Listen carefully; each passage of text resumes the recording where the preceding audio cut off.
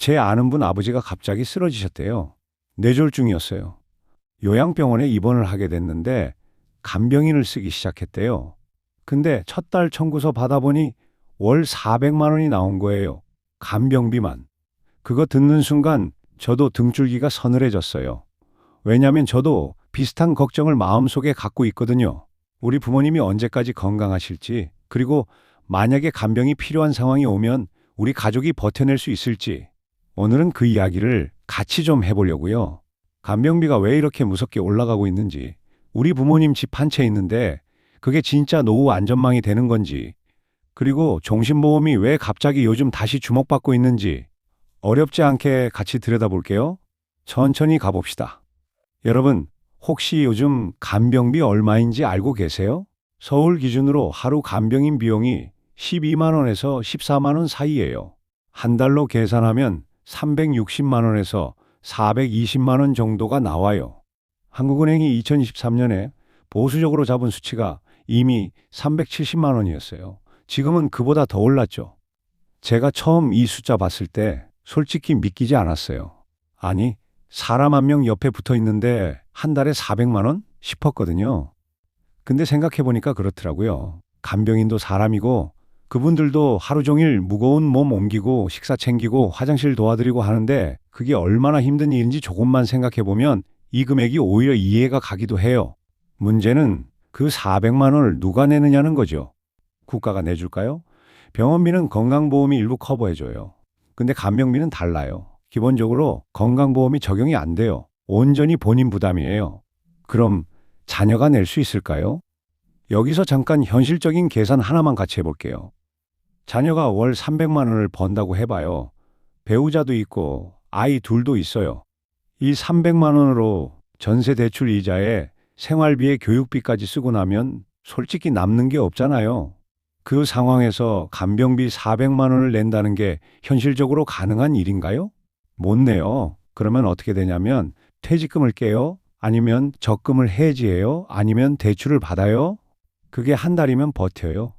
두 달도 버텨요. 근데 6개월, 1년, 2년이 되면요. 어르신들이 한번 입원하시면 짧게 끝나는 경우가 생각보다 많지 않아요. 뇌졸중이나 치매, 골절 같은 경우는 몇 년씩 가는 경우도 많거든요. 그게 2년이면 1억이 넘어요. 제 주변에서도 실제로 이런 일이 있었어요. 오랫동안 알고 지내던 분인데 어머니가 요양병원에 입원하신 지 1년 반이 지났을 때 그분한테 연락이 왔어요. 목소리가 많이 지쳐 있었는데 하시는 말씀이 이거 더 이상 못 버티겠다. 퇴직금 다 썼는데 이제 집을 팔아야 하나 고민 중이다 하시더라고요. 그때 정말 가슴이 무거웠어요. 부모님이 아픈 것도 힘든데 그 아픔을 버티면서 돈 걱정까지 같이 해야 하는 상황이 얼마나 고통스러울지. 그래서 이게 단순히 돈 문제가 아니에요. 간병이 필요한 순간 그 집 전체가 흔들려요. 그런데 여기서 조금 희망적인 소식도 하나 있어요. 정부가 2026년 하반기부터 의료중심 요양병원 약 200곳에서 간병비에 건강보험을 적용하기 시작했어요. 2028년까지 350곳, 2030년까지 500곳으로 늘리겠다는 계획도 있고요. 본인 부담을 100%에서 30%까지 낮추겠다고 하니까 실질 간병비가 월 60에서 80만 원 수준까지 내려갈 수도 있어요. 근데 저는 이걸 보고 그럼 걱정 없겠네? 이렇게 편하게 생각하기가 어렵더라고요. 500곳이요? 전국에 요양병원이 얼마나 있는지 아세요?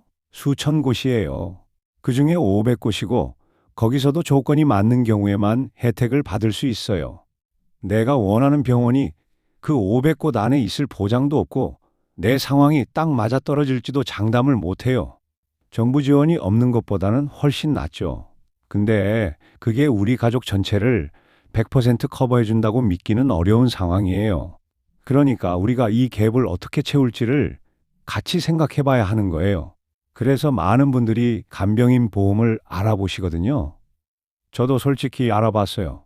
한 번은 보험 설계사 분이랑 꽤 오래 얘기를 나눴는데 들을수록 이게 그냥 그런 단순한 상품이 아니구나 싶었어요. 간병인 보험은 크게 두 가지로 나뉘어요. 하나는 간병인 지원형이에요. 보험 약관상 조건이 맞으면 보험사가 직접 간병인을 연결해줘요. 또 하나는 간병비 지급형이에요. 현금으로 일당을 줘요. 오늘 간병인 썼으니까 얼마 이런 식으로요.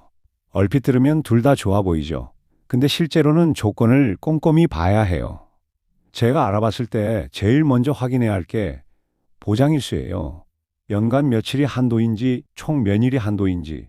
간병이 장기전이 될 수 있는데 보험은 무제한이 아니거든요. 2년, 3년 쓰다 보면 한도가 차버리는 경우도 있어요. 그 다음이 갱신형 여부예요. 처음에 보험료가 저렴해도 나이가 들면서 갱신이 될 때 보험료가 확 올라갈 수 있어요. 가장 필요한 시기인 70대, 80대에 보험료가 올라서 유지를 못하게 되면 의미가 없잖아요. 그리고 요양병원에서 쓸 때 보장이 되는지도 확인해야 해요.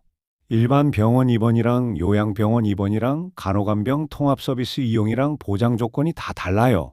간병비 지급형의 경우는 실제 간병인을 썼다는 증빙이 있어야 해요. 영수증, 간병인 계약서 같은 것들이요. 앞으로는 이 증빙을 더 엄격하게 볼 거라는 얘기도 있고요. 무조건 아프면 돈 나오는 구조가 아니라는 거예요. 그러니까 보험을 볼 때 우리가 체크해 볼 게 5가지예요. 지급 조건, 보장 일수, 갱신 여부, 요양병원 보장 여부, 증빙 요건. 이 5가지를 꼼꼼히 들여다보고 나서 결정하시는 게 좋을 것 같아요. 가입만 해두면 다 해결된다기보다는 나한테 맞는 조건으로 제대로 가입하는 게 핵심이에요.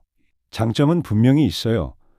갑자기 큰 돈이 나가는 상황을 완화해주고 자녀가 병원에 매일 붙어 있어야 하는 부담을 조금 덜어줄 수 있어요.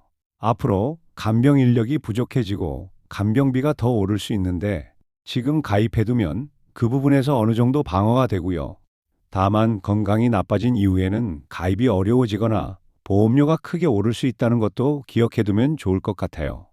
자, 이제 조금 더 속 깊은 얘기로 들어가 볼게요. 요즘 제가 주변에서 가장 많이 듣는 말이 있어요. 우리 부모님 집 있잖아. 걱정 없어. 그 말이 맞을 수도 있어요. 근데 집이 있으니까 걱정 없다는 말, 저는 그게 조금 위험할 수 있다는 생각이 들어요. 왜냐하면 집은 있는데 현금이 없는 경우가 너무 많거든요. 예를 들어 볼게요. 부모님이 50억짜리 아파트를 갖고 계세요. 어마어마하죠? 근데 매달 생활비는 자녀들이 대고 있어요. 재산세, 종합부동산세도 자녀들이 십시일반 모아서 내주고 있어요. 집값은 계속 올라요. 50억이 55억이 돼요. 이게 좋은 거 아닌가요? 5억이 올랐으니까요. 근데 그 5억이 올랐다는 게 나중에 상속세로 환산하면 2억 5천만 원이 늘어난 거예요. 세율이 50%니까요. 그럼 부모님이 돌아가셨을 때 상속세가 얼마가 나오냐? 자녀들 그 돈 낼 수 있어요? 현금이 없어요. 생활비 받아가면서 살고 있는데 그러면 어떻게 되냐? 집을 팔아야 해요. 근데 팔리면 그나마 다행이에요. 제가 실제로 알고 있는 사례인데요. 부동산만 120억이 넘는 집이 있었어요. 근데 현금이 거의 없었어요. 상속세랑 취득세가 44억이 나왔어요. 팔면 되잖아요. 근데 그 부동산이 입주권이었어요. 조합원 지위 승계가 안 되는 물건이었어요. 매수자가 아무도 없는 거예요. 팔고 싶어도 팔 수가 없는 상황. 결국 세금을 못 내면 공매로 넘어가게 되는데 공매로 넘어가면 시세의 60에서 70%로 팔려요. 부모님이 평생 일궈온 재산이 헐값에 나가는 거예요. 이게 극단적인 케이스처럼 보이지만 비슷한 구조로 힘들어 하시는 분들이 생각보다 많아요. 그래서 저는 부동산만 있고 현금 유동성이 없는 상황이 특히 신경 쓰여요. 이 상황에서 제가 같이 생각해 볼 방법 하나를 드리면 다운사이징이에요. 예를 들어 84제곱미터 아파트를 갖고 계신데 너무 크다 싶으면 같은 단지나 주변에 59제곱짜리로 옮기는 거예요. 1세대 1주택 비과세 요건이 되면 세금도 많이 안 나와요. 그 차익으로 생활비 쓰시고 간병비 대비하시는 거예요. 내가 왜 내 집을 줄여야 해? 이 마음 당연히 드시죠. 저도 그 마음 이해해요. 오래 살아온 곳이고 이웃도 있고 모든 게 익숙한 곳인데요. 근데 이렇게도 한번 생각해 볼 수 있어요. 내가 그 집에 묶여 있는 동안 자녀들이 그 집 세금 내느라 손주 학원비를 잘 나가면서 살고 있는 상황. 그게 진짜 내가 원하는 가족의 모습인가요? 이 질문 정답을 드리려는 게 아니에요. 저도 모르거든요. 다만 같이 한번 생각해 보자는 거예요. 솔직히 말씀드릴게요. 저 예전에는 종신보험 별로 안 좋아했어요. 수익률도 별로고 넣은 돈 대비 돌아오는 게 적다는 얘기가 많았거든요. 그래서 주변에서 종신보험 얘기 나오면 그거 가입 안 해도 되는 거 아닌가 이런 식으로 생각하던 때가 있었어요. 근데 요즘은 생각이 좀 달라졌어요. 왜냐하면 제가 주변에서 실제로 부동산 상속 때문에 고생하는 케이스를 너무 많이 봤거든요. 그 과정을 옆에서 보다 보니까 아, 종신보험이 이런 역할로 쓰일 수 있겠구나 싶더라고요. 간단히 말하면 이래요. 부모님이 부동산 위주로 재산이 있어요. 현금이 별로 없어요. 이 상황에서 부모님이 돌아가시면 자녀들은 상속세를 내야 해요. 근데 낼 현금이 없어요. 그러면 금매로 팔거나 공매로 넘어가거나 이 상황에서 종신보험 하나가 있으면 달라져요. 계약자와 수익자는 자녀가 되고 피보험자는 부모님이 되는 구조예요. 부모님이 돌아가시면 보험금이 자녀한테 나오는 거죠. 그 돈으로 상속세 내고 취득세 내는 거예요. 부동산은 그대로 지키면서요. 이게 보험으로 돈 벌겠다는 개념이 아니에요. 평생 일궈온 재산이 세금 때문에 헐값에 팔리는 걸 막는 거예요. 그렇게 보니까 종신보험이 투자 상품이 아니라 재산 지키는 장치로서 의미가 있겠더라고요. 그리고 한 가지 더. 요즘은 부모님 나이가 75세, 80세가 되셔도 가입 가능한 종신보험 상품들이 있어요. 물론 보험료가 높아지긴 하지만 상속세 규모를 생각하면 가성비가 있는 경우도 많아요. 다만 여기서 제가 꼭 같이 생각해 보고 싶은 게 있어요. 종신보험을 연금처럼 쓰는 상품들도 있거든요. 살아있는 동안 연금처럼 받다가 사망하면 보험금이 나오는 구조요. 얼핏 보면 일석이조처럼 보여요. 근데 저는 이게 좀 조심스럽더라고요. 종신보험의 본질은 사망보험이에요. 상속이 일어났을 때 그 재산을 지키는 목적으로 쓸 때 진가가 나와요. 그걸 연금 겸용으로 쓰다 보면 정작 필요한 순간에 보험금 규모가 작아질 수 있어요. 물론 상황마다 다르니까 내 가족 상황에 맞는 걸 찾아보는 게 제일 중요하겠죠.